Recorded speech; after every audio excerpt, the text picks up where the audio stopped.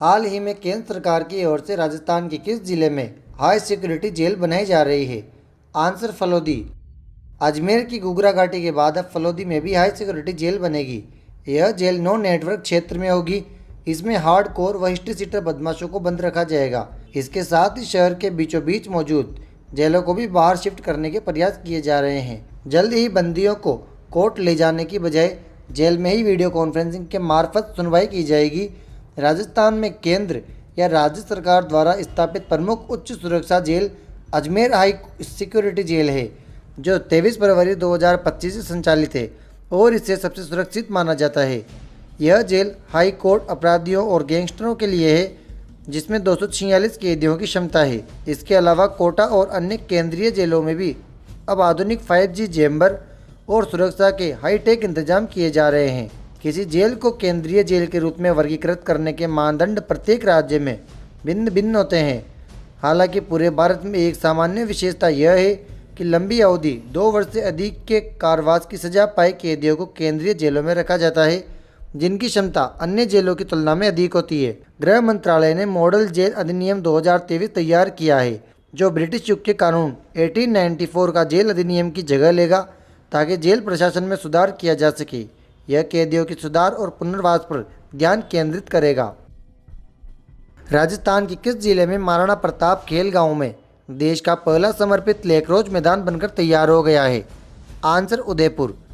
जिलों की नगरी उदयपुर देश के खेल मानचित्र पर एक नया इतिहास रचने जा रही है। महाराणा प्रताप खेल गांव में देश का पहला समर्पित लेकरोज मैदान बनकर तैयार हो रहा है। अब तक भारत में लेकरोज खेल फुटबॉल मैदानों पर ही खेला जाता रहा है, लेकिन अब उदयपुर में इसके लिए अंतर्राष्ट्रीय मानकों वाला अलग ग्राउंड होगा। UDA के सहायक अभियंता राजीव गुप्ता के अनुसार इस मैदान के निर्माण पर 72 लाख रुपए खर्च किए गए हैं। मैदान की खासियतों की बात करें तो इसकी साइज 130 बाई 80 मीटर के अंतर्राष्ट्रीय मानक। वही मैदान पर अंतर्राष्ट्रीय क्रिकेट स्टेडियम में इस्तेमाल होने वाली प्राकृतिक घास बिछाई गई है। अगले 2 महीने में यह घास पूर्ण रूप से जम जाएगी और मैदान हरा भरा होकर खिलाड़ियों के लिए उपलब्ध होगा। महाराणा प्रताप खेल गांव अब एक विशाल स्पोर्ट्स कॉम्प्लेक्स का रूप ले चुका है। यहाँ छोटे बड़े 20 खेल मैदान तैयार हो चुके हैं। इसके साथ ही राजस्थान का सबसे बड़ा मल्टीपर्पज़ इंडोर स्टेडियम भी यहाँ तेज़ी से बन रहा है। उदयपुर, जिसे झीलों का शहर और पूर्व का वेनिस कहा जाता है, राजस्थान का एक प्रमुख ऐतिहासिक और पर्यटन स्थल है।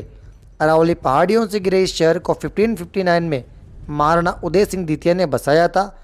पिछोला झील, सिटी पैलेस, जग मंदिर और फतेह सागर झील यहाँ के प्रमुख आकर्षण है। यह अपनी शाही विरासत और संस्कृति के लिए भी प्रसिद्ध है। राजस्थान के किस जिले में सिटी पार्क मानसरोवर में 51वां ऑल राजस्थान रोड शो 2026 आयोजित किया जा रहा है? आंसर जयपुर। जयपुर के सिटी पार्क मानसरोवर में 51वां ऑल राजस्थान रोड शो 2026 आयोजित किया जा रहा है।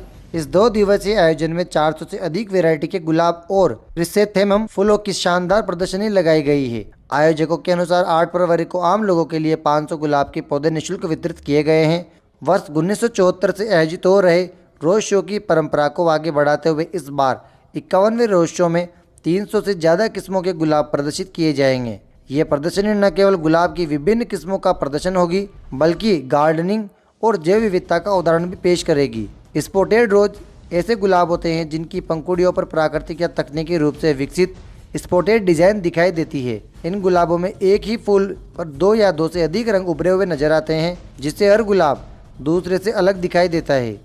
राजस्थान में गुलाब का सर्वाधिक उत्पादन मुख्य रूप से अजमेर जिले के पुष्कर क्षेत्र में होता है। पुष्कर को राजस्थान का गुलाब उद्यान कहा जाता है, जहाँ चैती गुलाब की खेती सबसे अधिक होती है। यह क्षेत्र गुलकंद और गुलाब जल उत्पादन का भी प्रमुख केंद्र है।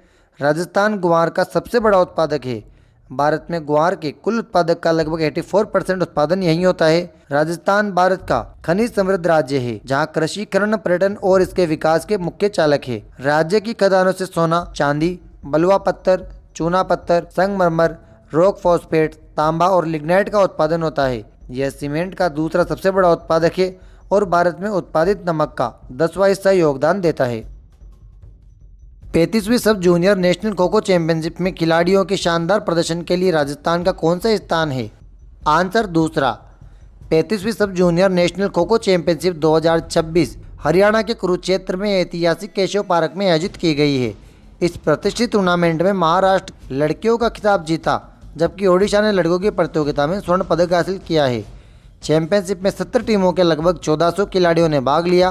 35वीं राष्ट्रीय सब जूनियर खो खो में राजस्थान को उप विजेता का खिताब एवं राजस्थान की गुंजन को सर्वश्रेष्ठ अटैकर का अवार्ड मिला है। हरियाणा में आयोजित राष्ट्रीय सब जूनियर खो खो प्रतियोगिता में बालिका वर्ग में फाइनल मुकाबला राजस्थान और महाराष्ट्र के बीच खेला गया, जिसमें महाराष्ट्र ने राजस्थान को 27-15 के स्कोर से 12 अंकों से पराजित कर खिताब अपने नाम किया है।